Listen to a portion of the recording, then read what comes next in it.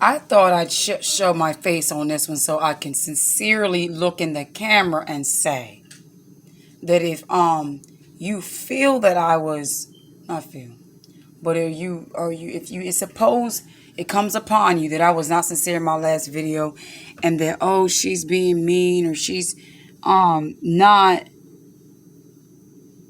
you know, when I say I don't give a John Brown about feelings, doesn't mean I don't care about people's suffering or oppression, thing like that. I do.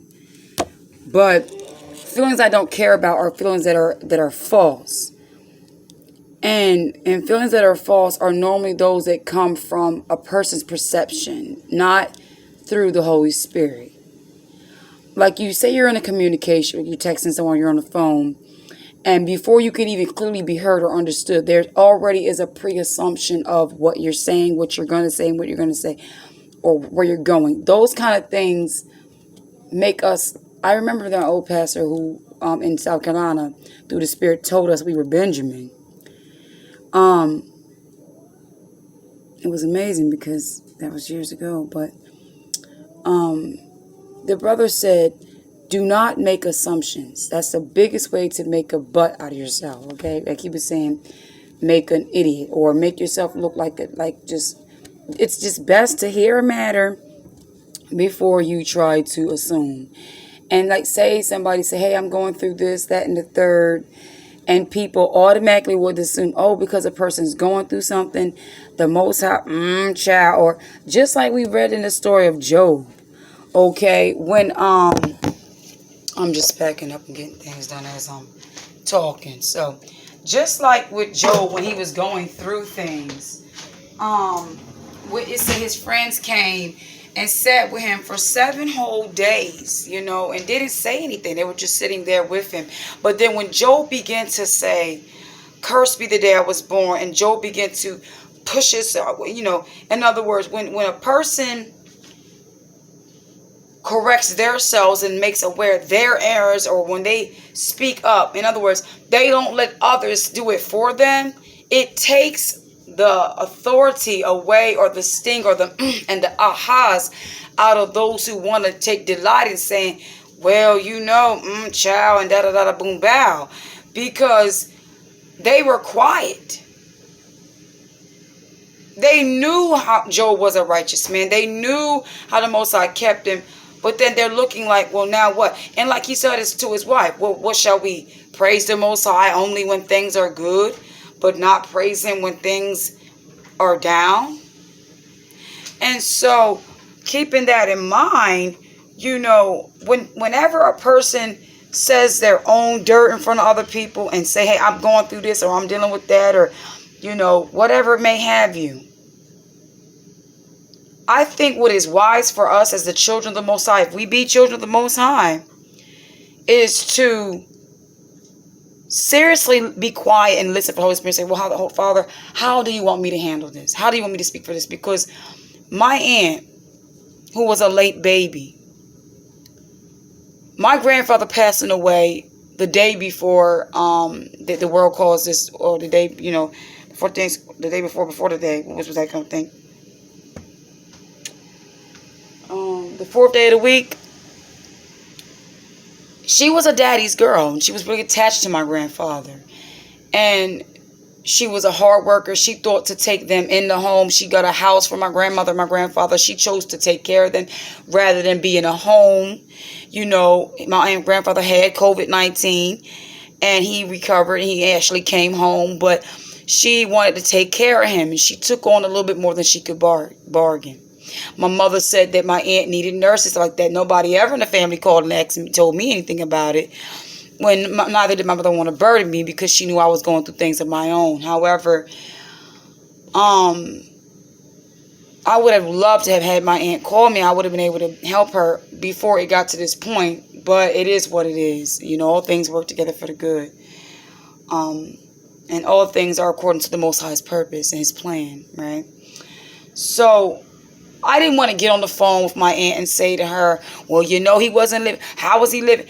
All I wanted to do was to be a comfort to her and to give her life through the scriptures, and just, just be there for my aunt in any way I could, according to what would not vex the father. Okay, I wasn't going to compromise with him. Neither was I going to be a slanderer in that time. And so as well as going through things of my own, I didn't want to steal and talk about myself and just take the attention away from my aunt. And then knowing these times that when you die of COVID, they don't allow the families to come together and grieve. But we find other ways to grieve. And so I told her, I said, listen, because my grandfather, they had a corgi, and the Scout was very connected to Pop. And I said, not just to think about y'all, but keep in mind the animals, because she said they're depressed, they're not eating or anything. And so I said, well, listen, when I got my dog, my puppy, I anointed her with oil, and I baptized her. And some people may laugh and think it's funny, but I don't really care. And after I did that, even those who once knew her said that she had a peace on her. They just kept expressing the peace. And so I said to my aunt, what's the matter, love? She's trying to get someone underneath the stove. I would think that it'd be best that you anoint your dog with oil, and just pray over your animals, because they're so attached, and for it'd be sad if my aunt lost my grandfather. Then here it is, Scout, and then Gracie. Okay, the two dogs that Scout was, right beside my Pop. And you couldn't come up and pet or even talk to my Pop without Scout wanting to attack you. You know what I'm saying? And by me having a dog now this time, I was able to relate. But before I had the dog, I wouldn't have related. My children said to me, Mommy, how is the doggies going to feel? And it was the children who considered the dogs. Bless their hearts. And so I said, you're absolutely right. When they said that to me, I took that in consideration. And I said, I asked my aunt, how would you like me to send my condolences or send my love? I did get a card. But I said, would you like balloons? Would you like fruit basket? Like, what would you like? So I want to say this to others out there who may have lost family members due to the COVID-19 or whatever. We understand these are plagues, and we understand that some people are, everybody's not, going to make it or be able to endure. But it doesn't mean we necessarily cannot show compassion and empathy for those who are grieving it in sorrow. You know what I'm saying? He said, when I was naked, you clothed me, and when I was hungry, you fed me, and when I was in prison, you visited me. And not only that, but even Yeshua understands grief, because when John the Baptist was killed, his head was cut off, and they did to one of our greatest prophets, one of the greats. Okay, he went away to the mountain for some time, and he perceived to want to have grieved. But the multitudes of the people sought after him, and then it was the Father saying, hey, there's a greater grievance I have here, and that's these people here, which is the living. And so when he said, let the dead bury the dead, it's not for us to say we don't have no compassion for the dead, but sometimes that's a moment or opportunity for the living to come step in an area of death and say, oh, he's not dead. This isn't the end. Not saying that, it's necessary for him to grieve, but my aunt was prophetically given a dream in the summertime in regards for the Father to prepare her heart before this took place. And that was his compassion and empathy and sympathy for my aunt, because it was her faith, my mother said, that kept my grandfather longer than he could have. He could have died in the hospital, but she had faith, and she was persevering and pushing through. And I felt that the Father honored her faith by allowing Pop to be there with her, in those last moments. And my heart, is a little heavy, because I just remember how when he would see the children, he would light up. He loved children.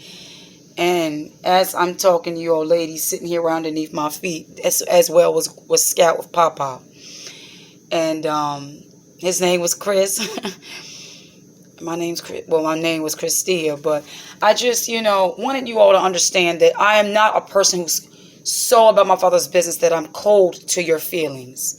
And I appreciate you brothers and sisters who have not only learned from me and received rebukes or anything from my channel, but you weren't afraid to step out and say, hey, sis, that wasn't righteous, or hey sis, that wasn't a care to the Father, or hey sis, let's protect ourselves and let's take heed to ourselves in decency and order. And so I want you all to know that I genuinely appreciate, you being bold and being loving enough, because that's love, to step out and say, hey sis, let's whatever have you may. But I want you all to know that praise be to the Father that when he woke me up this rising, before I came on, he let me know, hey daughter, this is good. He said, it's good to be blameless, right? And I was like, yeah. And he said to me, but all things are working together for the good, right? I said, yeah, Father, they are. He said, but it's easier working. It's easier. The work is easy when we're blameless. So how he handled me, I said, the way you speak to me, allow me to. I want to rebuke and I want to chastise in those ways too, Father. So I wanted you all to see my face and understand that I am organically, I'm on my way, appreciative for all your builds, and iron sharpens iron. So I love you so very much, and I pray that you all have a wonderful day. And I'm suffering right now. I'm not going to be feasting, but yeah, let's just find ways to remember our ancestors, okay, and what they went through. So be it.